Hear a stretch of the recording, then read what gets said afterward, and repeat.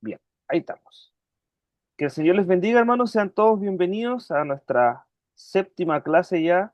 Gracias al Señor. Hemos avanzado harto en el libro, en la carta del apóstol Juan, ¿cierto? Esta primera epístola que nos ha bendecido nuestra vida. El Espíritu Santo ha iluminado nuestro entendimiento, nuestros corazones.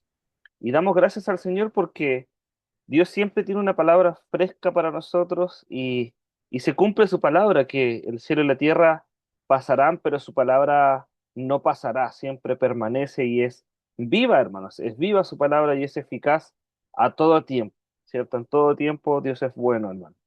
Por eso les voy a invitar a que avancemos en este día, hermanos, y vamos a ver una lección que se llama Los creyentes son hijos de Dios, ¿cierto? Y vamos a ver por qué son hijos de Dios y cómo podemos saber que somos hijos de Dios, ¿cierto? Porque hemos visto en estas clases que hemos tenido que no podemos tampoco vivir una fe, perdón, declarativa solamente, sino que tenemos que evidenciarla. Entonces usted tiene que decir, pero ¿cómo es un hijo de Dios?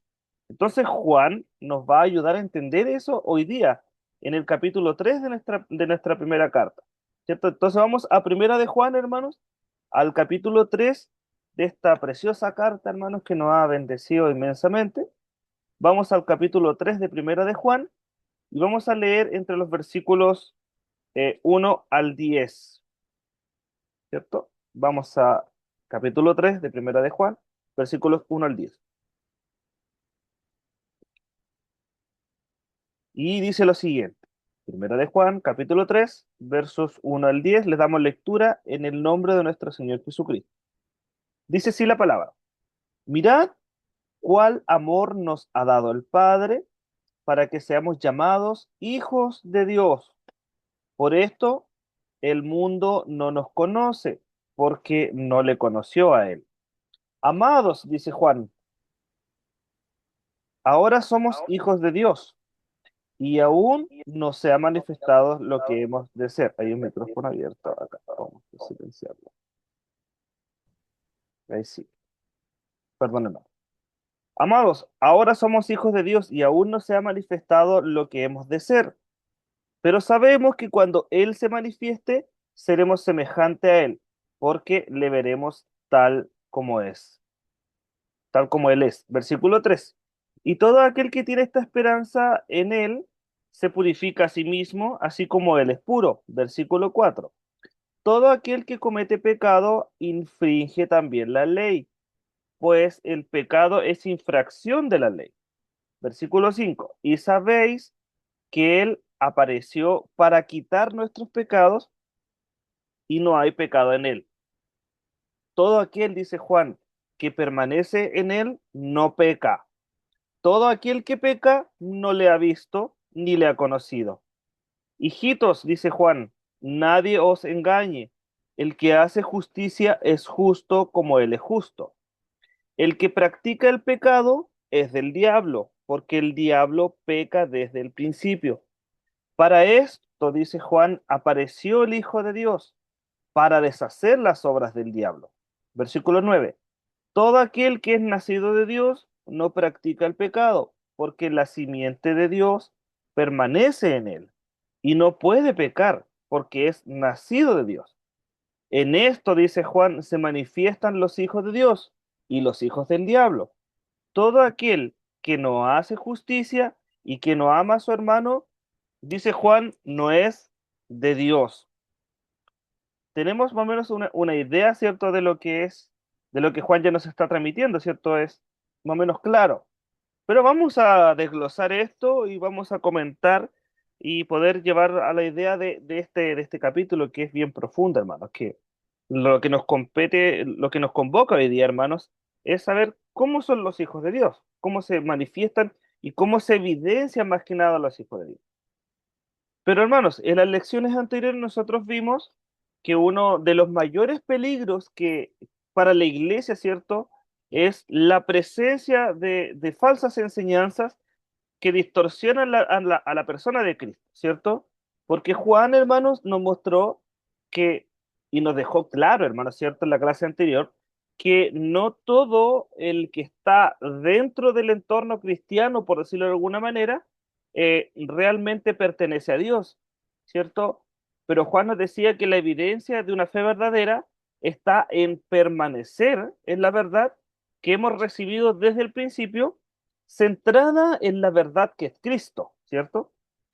También nosotros vimos que el creyente no está desprotegido, sino que tiene la unción del Espíritu Santo, el cual permite discernir al creyente, pero esa seguridad, hermanos, va acompañada también de la responsabilidad de pertenecer en él, ¿cierto? Sabemos que somos creyentes y que hemos recibido el Espíritu Santo, pero hay una responsabilidad también en el hombre, ¿cierto? De esforzarse, de buscar, ¿cierto? De darse el tiempo, hermanos. Sabemos que Dios es soberano en nuestras vidas, pero nosotros también debemos eh, hacer de nuestra vida un instrumento en las manos del Señor, ¿cierto? El Espíritu Santo está en nosotros, amén, pero nosotros también tenemos que esforzarnos. ¿Cómo esforzarnos? Por medio de los medios de gracia que Dios ha dado a la iglesia, que son la palabra, la oración, la iglesia, la comunión de los santos, ¿cierto? Eso es parte de la vida del creyente y son los medios de gracia que Dios ha dado a la iglesia y ha dado al creyente para realizar su vida en unidad. Bien, entonces, al avanzar ahora en la carta, nos damos cuenta, hermanos, que Juan nos va a llevar a una de las verdades que son quizás más profundas, pero a la vez más confrontacionales de toda la vida cristiana. David, David, cierra la puerta. Perdón, hermano. Es quizás una de las más confrontacionales de toda la vida cristiana, pero que nos va a mostrar la identidad del creyente, hermanos, ¿cierto? Cómo el creyente se ha relacionado, cómo el creyente ha, ha podido esto relacionarse con los demás, pero cómo el cristiano se evidencia, hermanos, porque nosotros debemos comportarnos y vivir como cristianos, por cierto, es lo que nos demanda el Señor. Por eso Juan nos va a llevar a esta verdad que es profunda, pero lo va a hacer en ese lenguaje que es pastoral de Juan. Juan es muy, muy tierno, hermano, pero cuando Juan se pone serio, Juan también es muy confrontacional. Entonces Juan hoy día nos va a hablar de esta identidad del creyente porque no se trata, hermanos, solo de lo que creemos nosotros acerca de Cristo, sino que también se trata, hermanos, de lo que somos nosotros como resultado de esa fe. Por eso es que Juan aquí, hermanos, no utiliza estos términos como suaves, ¿cierto? O decirlo de alguna manera como ambiguos, sino que Juan plantea que hay una diferencia que es radical entre los creyentes y los no creyentes, porque Juan plantea dos realidades, ¿cierto? Vimos al final del versículo 10 dice, o son hijos de Dios o son hijos del diablo. Aquí no hay un término medio, ¿cierto? No hay tibieza. Aquí eres frío o eres caliente, o eres blanco o eres negro, o estás en luz o estás en tiniebla, que es lo que hemos estado viendo en los capítulos anteriores. Entonces, esto, hermanos, se hace necesario en la vida del creyente. ¿Por qué? Porque nosotros debemos detenernos con seriedad, ¿cierto? Porque el Evangelio no es un juego. Nosotros debemos, si hemos prometido al Señor, si hemos declarado nuestra fe públicamente, debemos tomarlo con seriedad, ¿cierto? Debemos detenernos un momento en la brecha, ¿cierto? Y volvernos a la senda antigua, ¿cierto? Recordar de dónde el Señor nos ha sacado y cómo el Señor ha sido fiel, pero también cumplir con nuestras promesas, por hermano. Debemos tomarnos el Evangelio con seriedad, debemos analizarnos y debemos decir, ¿estaremos haciendo las cosas bien? ¿Hemos avanzado? Una de las prácticas que yo realizo todos los años, hermanos, el 31 de diciembre, es como una cábala, por decirlo de alguna manera, tómenlo como usted quiera, pero es como algo que siempre hago y digo, siempre para el 31 de diciembre digo, ¿cuánto avancé este año? ¿Será que crecí algo? ¿Aprendí algo nuevo del Señor? Porque quizás va a tomar un año completo aprender quizás una cosa, hermano, pero ya hemos aprendido algo, ¿se fija? Ya hemos madurado en algo. Por eso el Señor, debemos nosotros de repente pararnos y analizarnos. Y Juan hace esta toma, nos da esta instrucción, ¿cierto? De es necesario que el creyente se detenga de repente y con seriedad analice su vida. Porque muchas veces, hermanos, dentro del contexto de la iglesia, nosotros asumimos que todos los que participan o que simpatizan con el Evangelio son hijos de Dios, ¿cierto? Pero aquí vemos que la Escritura nos está enseñando que no todos son de Dios. Como vimos en el capítulo anterior, en la clase anterior, no todos son del Señor y esos creyentes están, el anticristo, el espíritu del anticristo no viene desde afuera a atacar a la iglesia, sino que nace la misma guerra desde dentro de la iglesia. Por eso debemos nosotros tener cuidado, saber en quién confiar, saber en quién apoyarnos y saber identificar y discernir a las personas también. Por eso que Pablo nos dice que debemos pesar todo espíritu, debemos pesar todas las enseñanzas, incluso la de ahora. Usted tiene que colarla de cierto sentido a través de su filtro más seguro, hermanos, que es la palabra de Dios.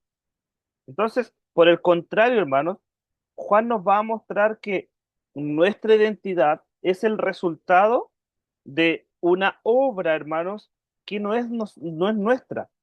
Nuestra identidad va a ser el resultado de una obra de Dios.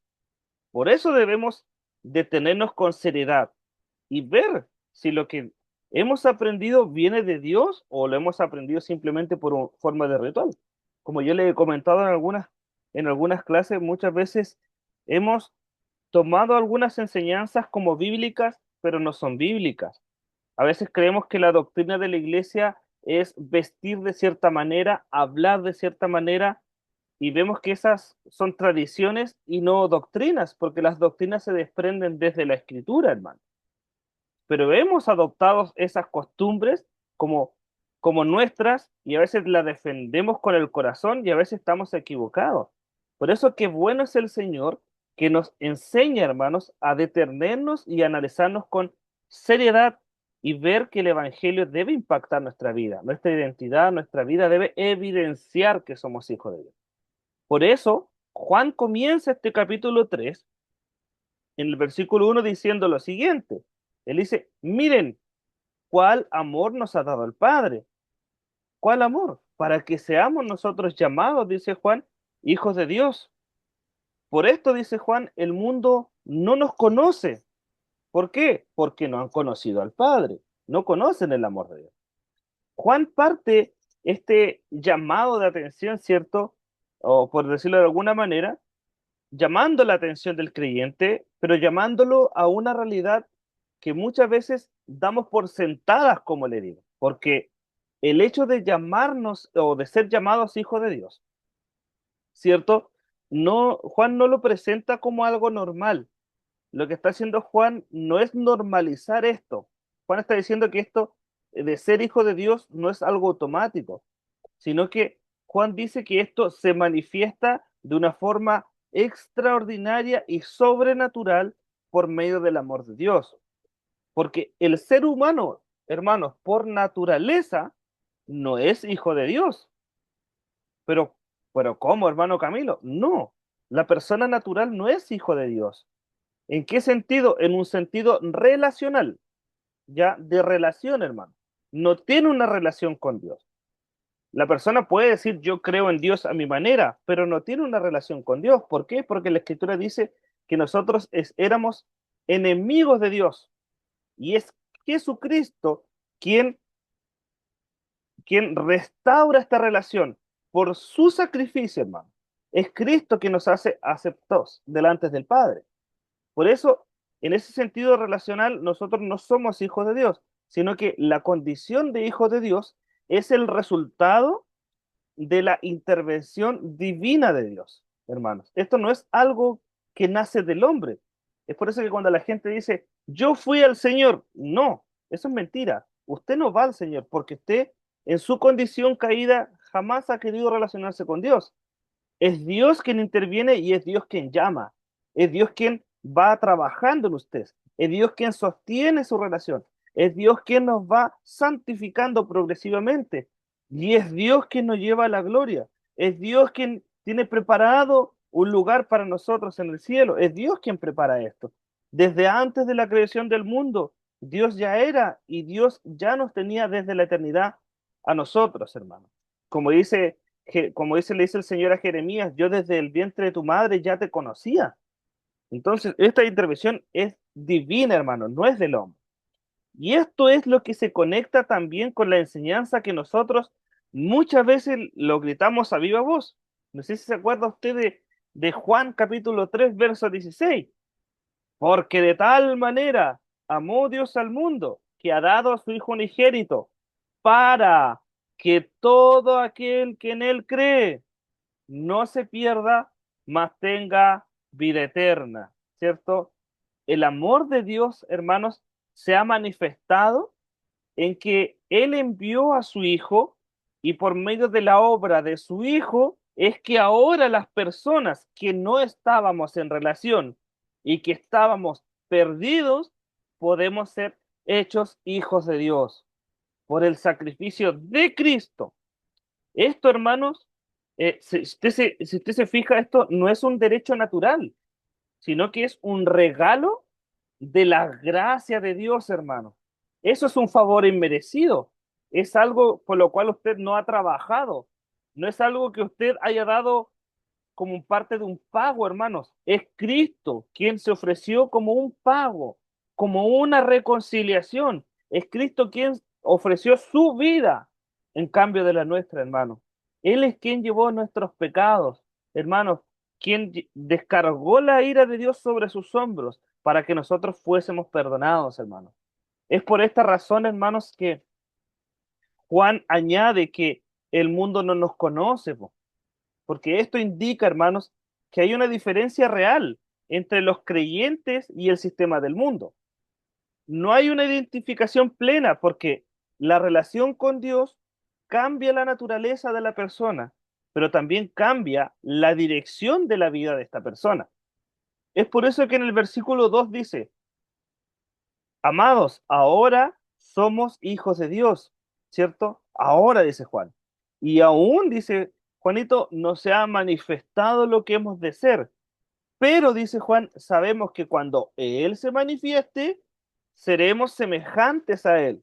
¿Por qué? Porque le veremos tal como Él es. Lo que hace aquí Juan, hermanos, es afirmar algo presente, pero también algo futuro. Eso se conoce, es el ya, pero todavía no, ¿cierto?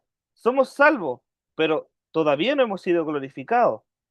Estamos sentados en lugares celestiales, como dice Efesios, Pablo en Efesios, pero todavía no estamos allá, ¿cierto? ¿Por qué? Porque en el presente, hermano, el creyente ya es hijo de Dios. No es algo que alcanzará más adelante, ¿cierto? No, es una realidad, hermano. Usted ya es hijo de Dios. Es una realidad actual. Sin embargo, también Juan reconoce que esa condición aún ha de manifestarse en su plenitud más adelante, porque la obra de Dios en el creyente aún está en proceso. ¿Por qué? Porque estamos en este cuerpo de pecado, ¿cierto? Este cuerpo que está contaminado. No ha sido distorsionada la imagen de Dios en nuestra vida porque continuamos siendo la imagen de Dios, ¿cierto? Pero el pecado, hermanos, ese remanente aún está en nosotros. Ya no tiene dominio de nosotros, pero está el pecado, ¿cierto? Como dice Pablo, muchas veces lo que no queremos hacer, eso es lo que terminamos haciendo. Queremos hacer lo bueno, pero dice, este cuerpo de muerte sigue pecando, ¿cierto? Luchamos constantemente.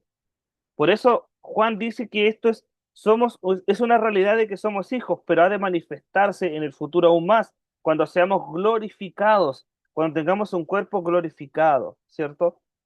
Por eso es que Juan dice que hay una certeza. ¿Por qué? Porque cuando Cristo regrese, hermanos, seremos nosotros semejantes a Él. Y esto, hermanos, nos muestra que la salvación futura y la salvación presente, ¿cierto? No tiene solo un inicio, sino que también tiene una consumación futura, ¿se fija? Somos salvos, por supuesto, pero ha de consumarse aún más en el futuro, cuando Cristo regrese en gloria y seamos llevados juntamente con Él a la gloria eterna y permanente, ¿cierto? Con un cuerpo diferente al nuestro. Estamos glorificados. Por eso que Juan después añade, en el versículo 3 dice, y todo aquel que que tiene esta esperanza en él se purifica a sí mismo. ¿Te fijas? Así como él es puro. Es una obra constante. Es algo que el creyente analiza, se detiene a ver esta salvación y dice, ok, voy a comenzar a purificarme. Pero también entiende que esta obra de purificación no depende de él, sino que depende del poder que habita en él, que es el Espíritu Santo, quien ha venido a ser parte de usted, hermano, y que Cristo a través de él y de su palabra va formando nuestro carácter, va formando nuestra identidad, y el Padre es glorificado por medio del Hijo, y el Hijo es glorificado por medio del Espíritu Santo, hermano.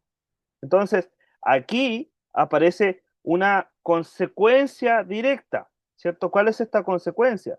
Que la esperanza en Cristo no es algo pasivo, ¿se acuerdan? No es que nosotros tengamos esta esperanza y quedemos así sentaditos esperando que se haga, ¿cierto? No, no es pasivo, sino que produce en el creyente una esperanza activa a través de una vida constante en purificación, ¿cierto?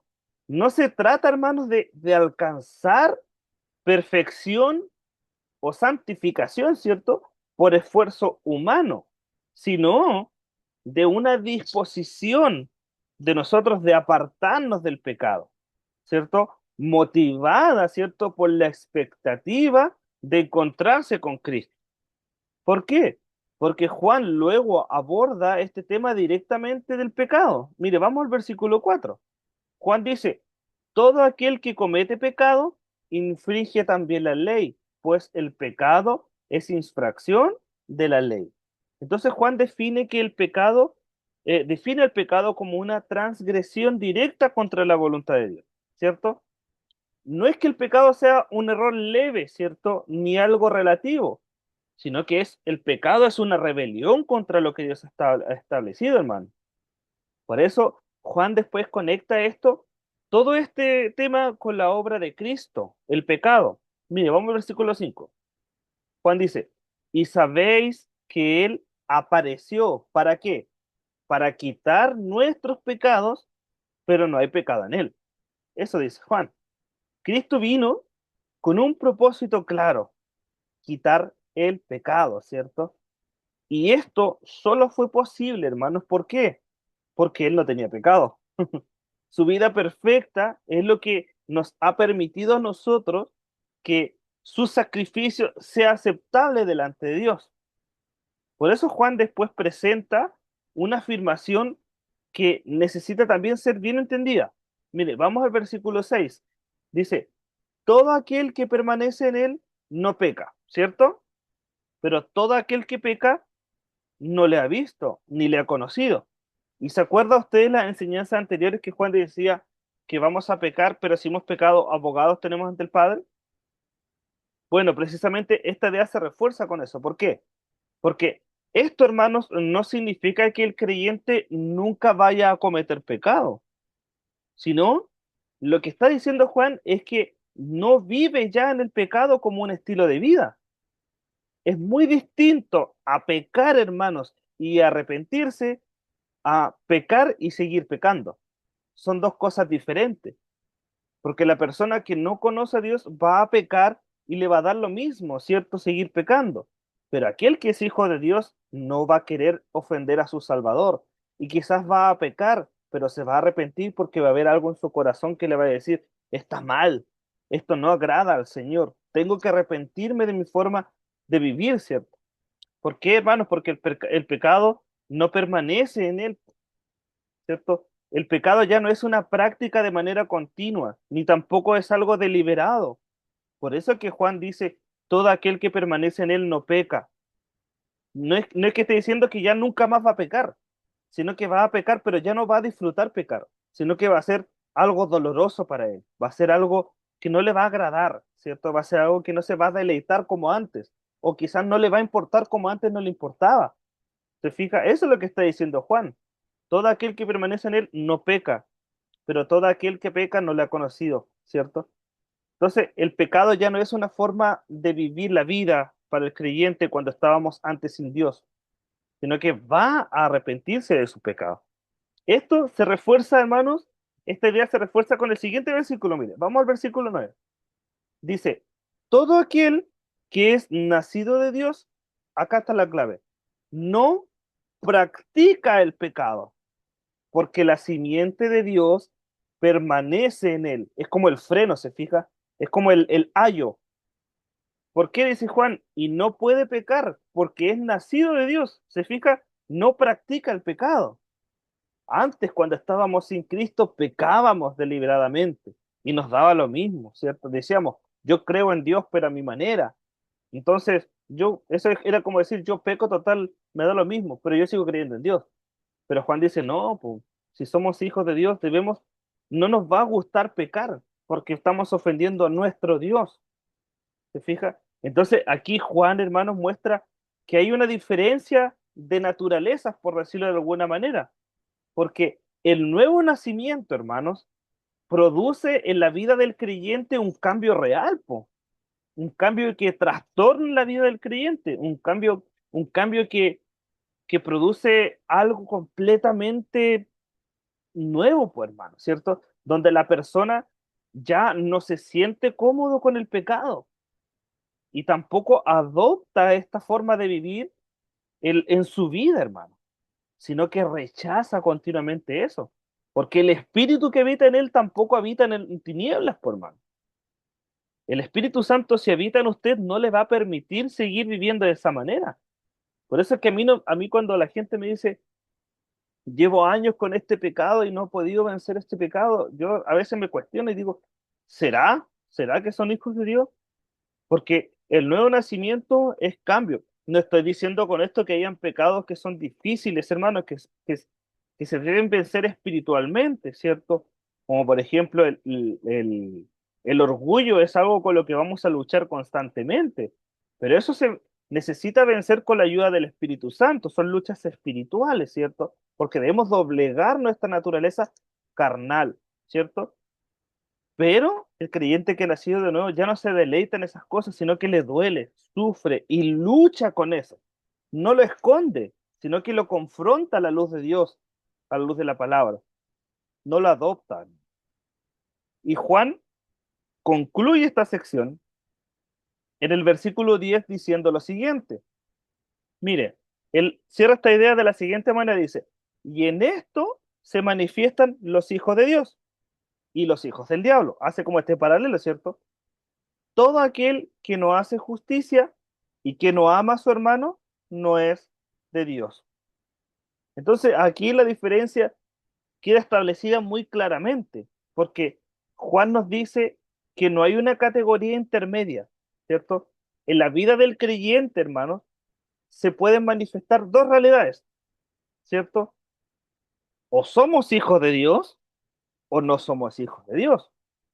Pero si somos hijos de Dios, la evidencia se ve claramente en la práctica, porque el Hijo de Dios hace justicia y ama al hermano, pero el que no es hijo de Dios le da lo mismo fallar contra el hermano, insultar al hermano, dañar al hermano.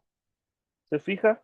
Porque no es hijo de Dios y le da lo mismo glorificar al Señor y le da lo mismo glorificar y amar a su hermano, ¿cierto?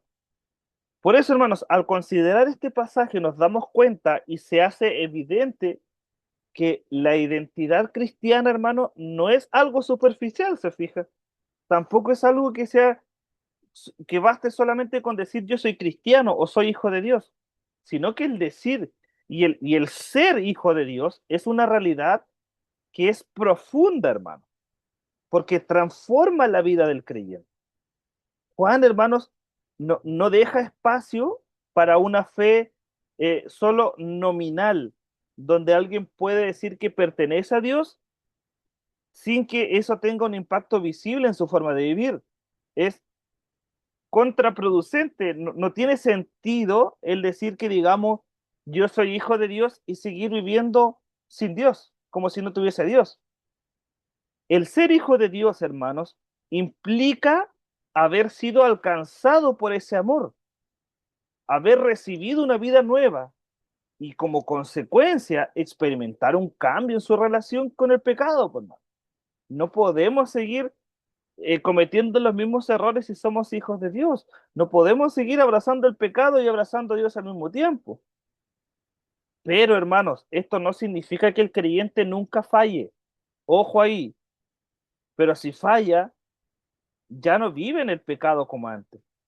Tampoco lo va a justificar, ni tampoco lo va a practicar de manera constante, sino que se va a arrepentir de sus pecados. Continuamente lo va a hacer, porque ya no va a querer ofender a su amado, por hermano.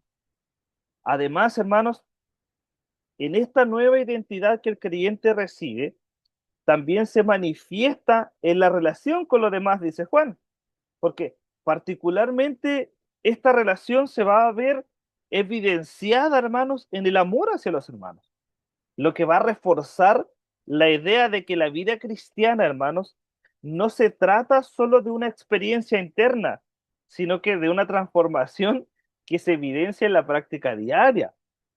¿Es una obra interna? Por supuesto.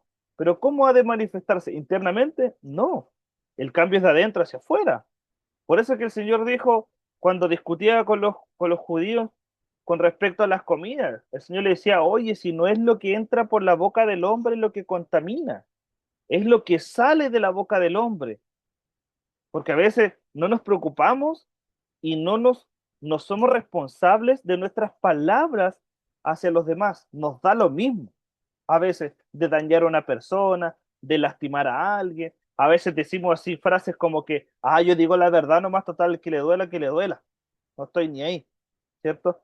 Pero eso no es así porque la persona cuando conoce al Señor no piensa igual, porque entiende que somos responsables ante Dios por esas personas, porque no podemos ser piedra de tropiezo, porque hemos sido llamados a ser personas de capaces de reconciliar a las personas con Dios, hermanos, de llevarlos hacia Dios, de amar a las personas, inclusive aunque nos hagan daños, somos llamados a perdonar constantemente, porque es eso fruto del Espíritu, hermano.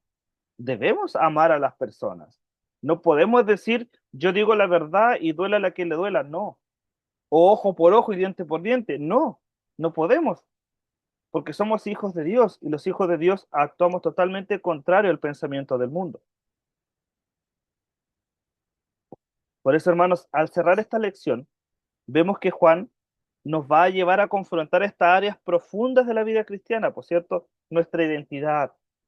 Porque se los vuelvo a decir, hermano, y no me canso de decir esto, pero no basta con participar en la iglesia, po, ni con conocer ciertos estos aspectos del evangelio que el hermano Camilo le está enseñando, sino que es necesario preguntarnos si realmente hemos sido hechos hijos de Dios, analizándonos, ¿cierto?, con madurez, porque esta condición de hijo de Dios no es automática, tampoco es universal, ¿cierto?, sino que es el resultado de una obra real de Dios en el corazón del creyente. Se manifiesta espontáneamente, hermano.